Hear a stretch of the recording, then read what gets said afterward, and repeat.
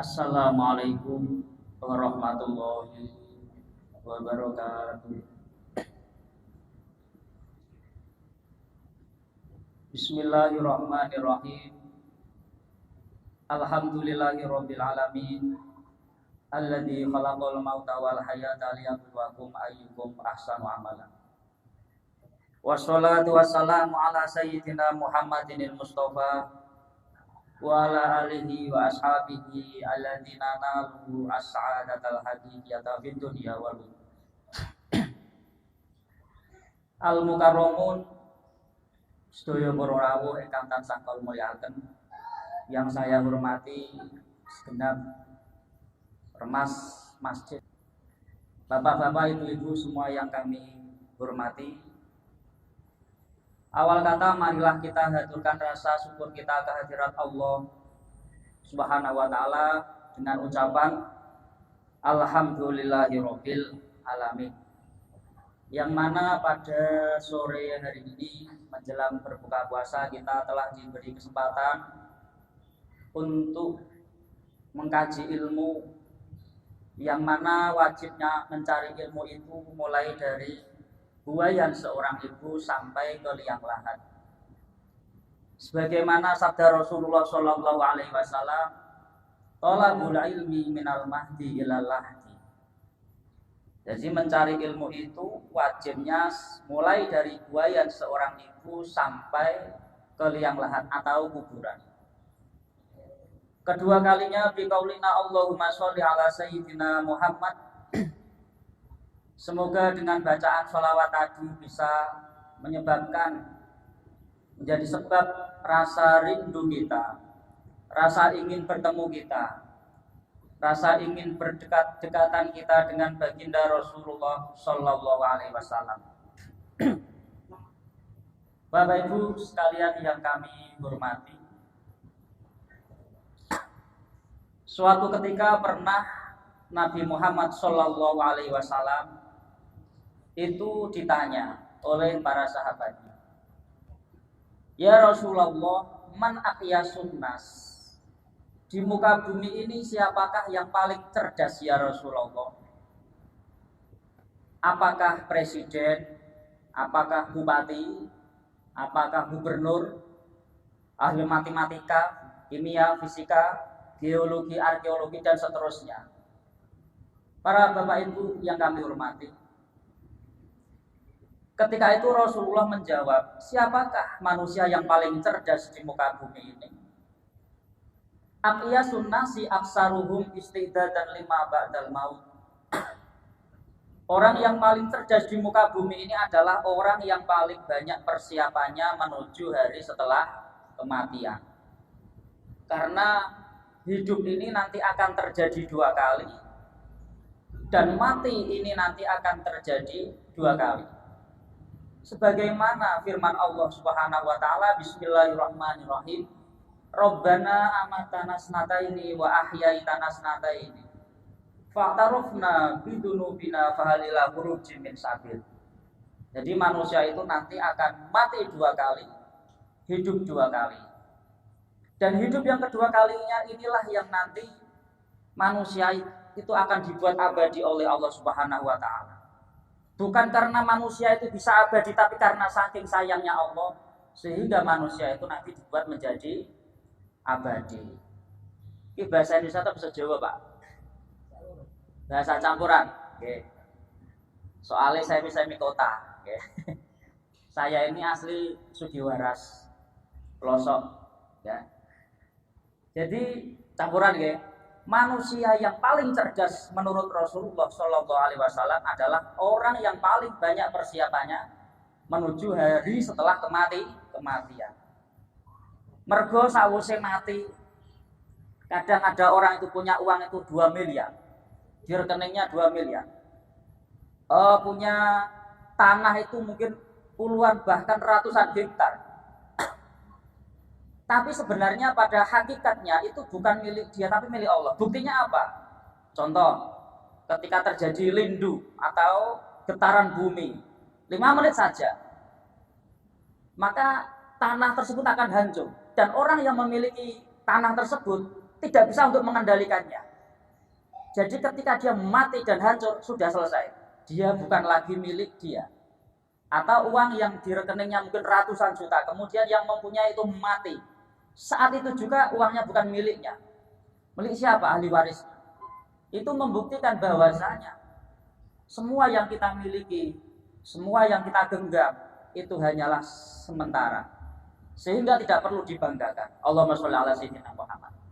Tapi yang paling beruntung adalah orang yang misalkan uangnya itu banyak dihabiskan untuk berjuang di jalan agama Allah. Orang yang punya kekayaan banyak tapi digunakan untuk memperjuangkan agama Allah. Allahumma sholli ala sayyidina Muhammad. Jadi kalau kita melihat filosofi 5 jari ini, Pak. Ya, 5 jari ini Bu ya. Ini ada ibu jari, ada telunjuk, ada apa? Jari tengah. Nek cara Jawa ini ya jempolan, penuduh, petunggul, manis, jendian. Ada di antara 5 ini, jenengan itu sing pundi mungkin saged milih. Sehingga ketika sampean saged menetapkan siapa posisi saya sebenarnya, nanti akan ada gerakan spesifik atau apa yang semestinya saya lakukan. 1, bila mana di antara panjenengan semua ono sing dadi pemimpin. Pemimpin ini ya kalau kita wiridan itu subhanallah, subhanallah, subhanallah. Yang megang kan ibu jari tadi. Maka ini adalah simbol pemimpin yang mana dia harus bisa mengayomi mulai dari masyarakat kecil, masyarakat kaya atau masyarakat ulama, dan semua kalangan ini harus diayomi oleh pemimpin. Sehingga seperti ini. Lah filosofi muluk ya, itu nanti yang panjang akan menjadi pendek, yang pendek akan menjadi panjang. Itu jenenge muluk. Allahumma sholli ala sayyidina Muhammad. Kemudian pemimpin itu siapa? Pemimpin itu alladzi at'amahum min ju'i wa amanahum min khauf. Meskipun dalam redaksi Al-Qur'an ini yang dimaksud Allah ini sebagai pelajaran bagi seorang pemimpin. Pemimpin itu siapa? Alladzi at'amahum min ju'. Mereka adalah orang-orang yang menjamin masyarakatnya, menjamin orang bawahannya supaya tidak lapar. Alladzi at'amahum min ju'. Yang kedua, wa amanahum min khauf. Memberi segi keamanan, menjamin rasa keamanan dari rasa kekhawatiran. Ini seorang pemimpin. Ya, misalnya jenengan kok jadi lurah, ono sing jadi RT kasta yang terkecil lah misalkan, ada yang menjadi camat, ada yang menjadi bupati, yang mana deretan-deretan tersebut itu merupakan pemimpin. Maka pemimpin ibadah paling hebat adalah menjaga kesejahteraan masyarakat. Ini adalah pemimpin. Yang kedua itu driji penuduh atau driji telunjuk. Ini adalah simbol ulama. Al ulama warasatul anbiya. Dan ketahuilah ulama itu adalah pewaris para nabi. Sehingga ulama itu tujuannya, tugasnya itu yang paling dominan itu adalah ngulang, deh. Dan ini bapak panjenengan kok jadi seorang ulama, atau mungkin kalau diprofesikan ke dalam umum itu menjadi guru. Itu ibadah yang hebat menurut Allah itu adalah mengajar. Sebagaimana sabda Rasulullah Shallallahu Alaihi Wasallam, innama bu'istu mu'alliman. Saya diutus di muka bumi ini hanyalah untuk termasuk diantaranya yaitu untuk mengajar, ngulang. Nah, ulama ini penuduh. Itu loh halal menjadikan masuk surga, itu haram menjadikan masuk neraka. Ini tugasnya ulama. Termasuk mangan entung, itu hukumnya bagaimana? Haram. Itu yang ngomong ulama. Mergone ora ulama biasanya ora patek ngandel, ora patek dindelmor. Napa? Tidak sesuai tupoksi, tugas pokok dan fungsinya. Ini ulama. Terus ulama itu juga harus berbicara masalah halal haram, surga neraka, termasuk ancaman-ancaman dalam Al-Quran itu ada surga dan neraka. Kalau kita melihat Al-Quran ya, mungkin panjenengan semua ini karena di bulan Ramadan 10 hari terakhir ya Pak. Niki amal-amal sekarang ini dilipat gandakan.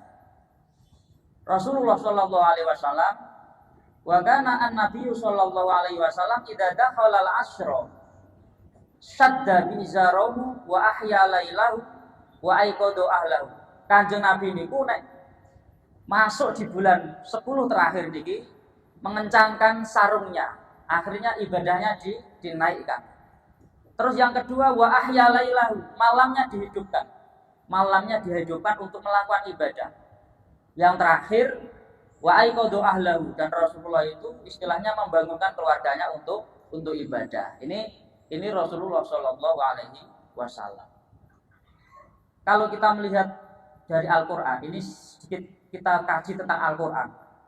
Al-Qur'an itu titiknya, ya, titik loh, alif, ba itu ada titiknya, ta ada titiknya. Titiknya Al-Qur'an itu 30 juz. Itu kalau dihitung, ini pernah ada ulama yang penelitiannya itu menghitung titiknya. Itu jumlahnya 1.025.030. Berapa? 1.025.030. Yang pertama huruf ba Al-Qur'an itu Bismillahirrahmanirrahim. Yang paling terakhir itu surat An-Nas. Qul a'udzu birabbin nas, malikin nas, ilahin nas, min syarril waswasil khannas, alladzi yuwaswisu fi sudurin nas minal jinnati wan nas. Pertama Allah bicara dengan zatnya sendiri, yang kedua adalah dengan manusia. Ini Al-Qur'an. Nek biasanya maca Al-Qur'an itu satu huruf diganjar 10, tapi di bulan Ramadan pahalanya adalah 100. Alif lam mim. Berapa Pak pahalanya berarti? 300 ya kan? Cuma ngene iki ora patek payu. Maca Quran ngaji iku wis ora patek payu mergo orang itu tidak tahu. Sama seperti halnya misalkan di bawah sajadah ini ada uang 1 juta nih. Ada uang 1 juta tapi saya tutup. Kemudian ada orang baru datang, tapi tidak tahu kalau di bawahnya ini ada uang 1 juta. Ada enggak keinginan untuk mengambil? Mboten enten. Karena apa? Enggak ngerti. Lah, ngerti inilah namanya ilmu. Contoh, ada sholat yang termasuk fadilahnya itu luar biasa, hebatnya luar biasa. Contoh itu sholat duha. Sholat duha itu adalah sholat yang banyak sekali faedahnya, diantaranya yaitu jalbur rizki. Di antara yang keduanya itu adalah persendian kita. Jadi awak niki ros-rosane niki lho, pergelangan, ya persendian, teku-tekuan awak. Ini kalau dihitung jumlahnya itu 360. Dan sebagai wujud syukur kita kehadirat Allah Subhanahu wa taala, mestinya kita itu harus bersedekah atau mensyukuri sehari semalam sebanyak 360. Lah ini bisa terkonversikan, bisa tergantikan dengan sholat duha 2 rakaat. Ini fadilahnya besar sekali. Bahkan kalau saya boleh mengatakan termasuk ketika panjenengan sholat duha itu sama menanam pohon, namanya pohon keberuntungan. Jarang Pak wong beruntung niku. Mergo kadang-kadang gak ngerti fadilah. Mila wong Jawa biyen nek duwe unen-unen niku Suradira Jaya diningrat lebur dening pangastuti. Kesaktian, kejajukan, kehebatan itu akan kalah dengan keberuntungan. Jadi keberuntungan itu apa?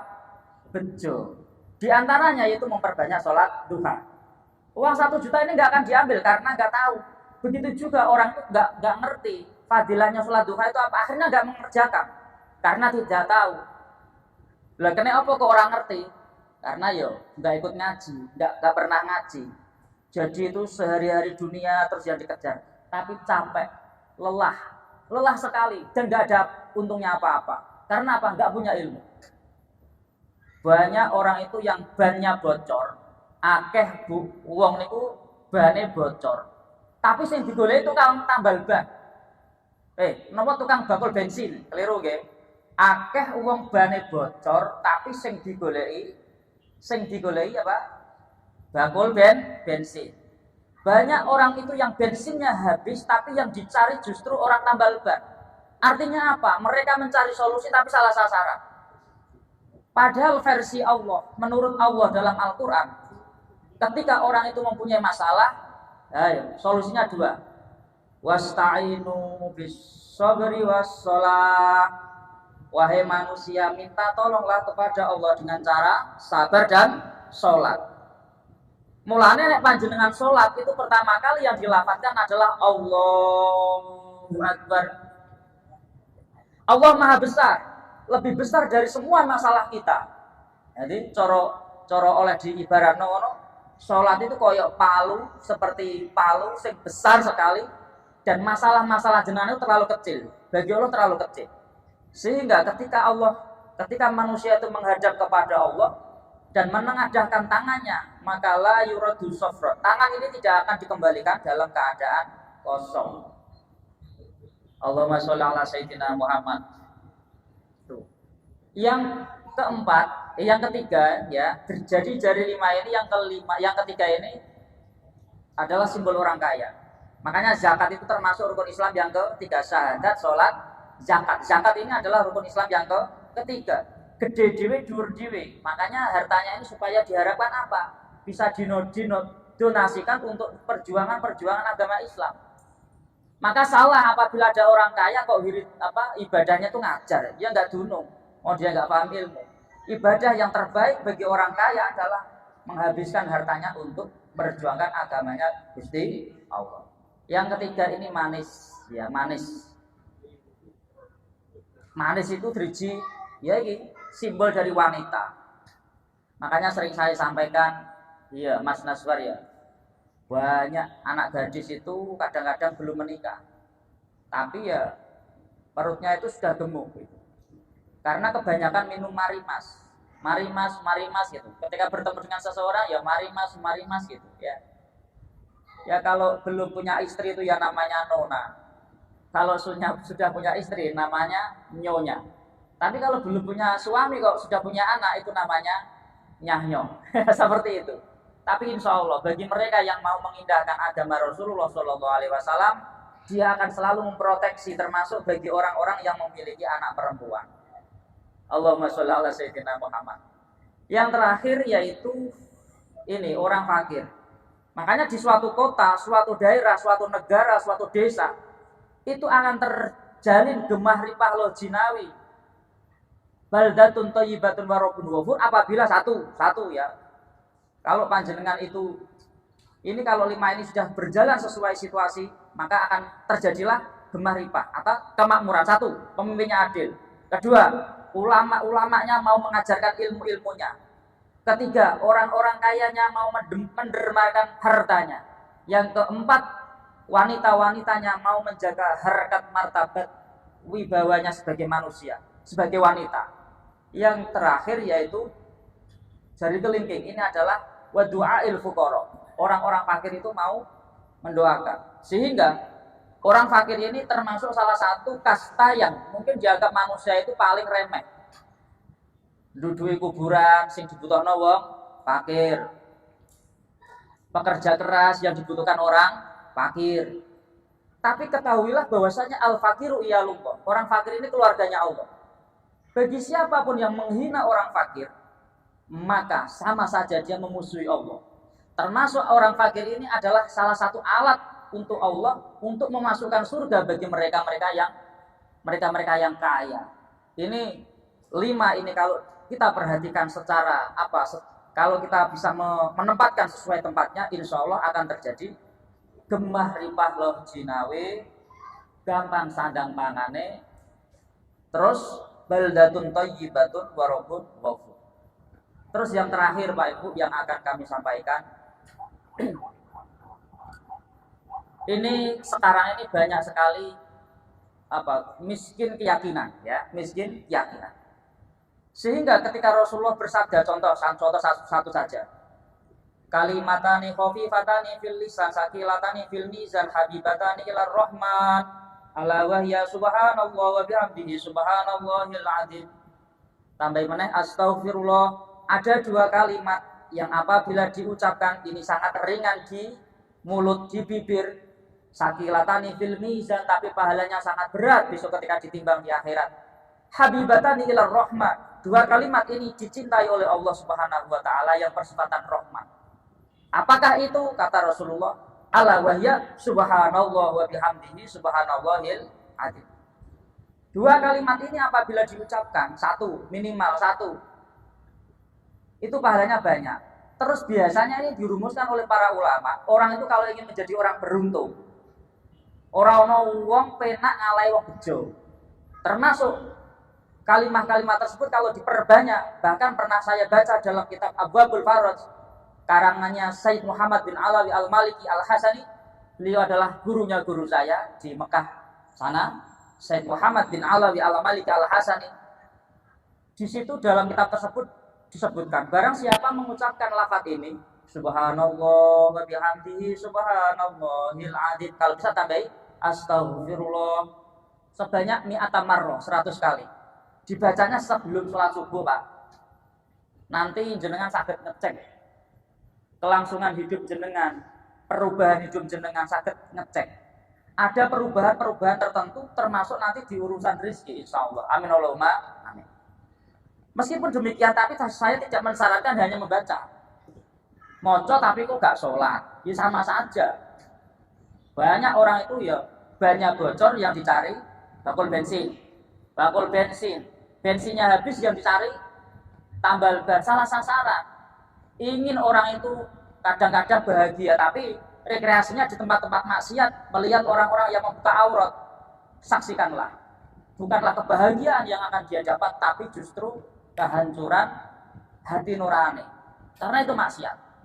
Sakjane yang ini refreshing yang terbaik itu adalah mengaji, karena barang siapa mencari ilmu ka'annahu nopo salaka min thoriqil jannah, dia seperti berada di pertamanan surga. Allahumma sholli ala sayyidina Muhammad. Ini termasuk apa tadi? Ini mungkin sebagai yang mendengarkan ya, bisa dibaca oleh dari kami itu ya, subhanallah wa bihamdihi subhanallahil adzim astaghfirullah. Siji ngilangi apes, loro nekakno bejo, nomor 3 disepuro dosane. Bagaimana? Subhanallah wa bihamdihi subhanallahil adzim astaghfirullah. Orang itu kalau sudah beruntung selesai, urusan hidupnya selesai. Ora sobek terus. Ngene rugi, ngono rugi. Perkara apa? Kadang-kadang ngene iki, ritualnya kurang. Padahal itu amalan tersebut saya baca itu dalam kitab yang tebelnya segini. Satu di antara saja. Banyak solusi-solusi dalam Al-Qur'an itu yang sebenarnya menyelesaikan urusan-urusan hidup panjenengan.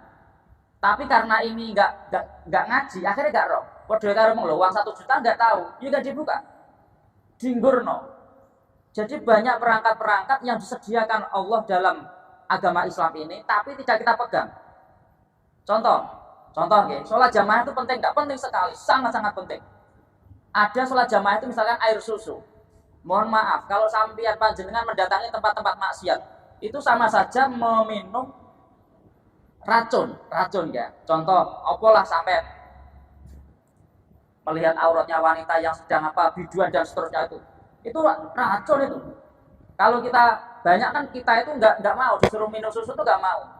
Ayo sholat jamaah, ayo mengaji, ayo bayar zakat, ayo puasa, nggak mau, rata-rata nggak mau. Maunya apa? Minum racun. Begitu diminum, terus dia ini sambat, loh perut kok sakit, kok hidup saya sulit, perut saya kok sakit. Sebenarnya sudah diperingatkan oleh agama Islam. Ini loh solusi hidup, ini adalah yang mengkeruhkan hidup. Tapi rata-rata di antara kita tuh banyak yang memilih racun. Terus ngerti nek racun diombe. Sudah ngerti kalau itu dosa larangannya Allah. Tapi tetap saja dilanggar. Perasaannya itu kayak korupsi misalkan. Perasaan itu ndak penak. Jajan malah ajur kabeh. Nggih, Pak. Merdamel kadang-kadang hasilnya saja gak asalkan halal. Nek cara kitab hikam, pekerjaan apakah yang diridhoi Allah? Yaitu pekerjaan yang ketika panjenengan kerja tersebut tidak sampai meninggalkan sholat, tidak sampai meninggalkan zakat, tidak sampai meninggalkan puasa. Itu adalah apa istilahnya, alarm atau tanda, ciri bahwa panjenengan pekerjaannya itu sudah diridhoi Allah. Bagaimana tuh caranya untuk mengupgrade? Itu saja tekuni. Branding itu menjadi master lah di situ, insya Allah nanti akan tumbuh sendiri. Dan yang adalah langsung akeh ya Bapak Insinyur Soekarno saja itu dulu kecilnya itu orang yang nggak punya, mau beli petasan saja tuh nggak punya uang. Akhirnya karena dia nggak punya uang, masuklah Bapak Insinyur Soekarno, presiden itu loh Bu, presiden jenengan yang pertama nih Bu.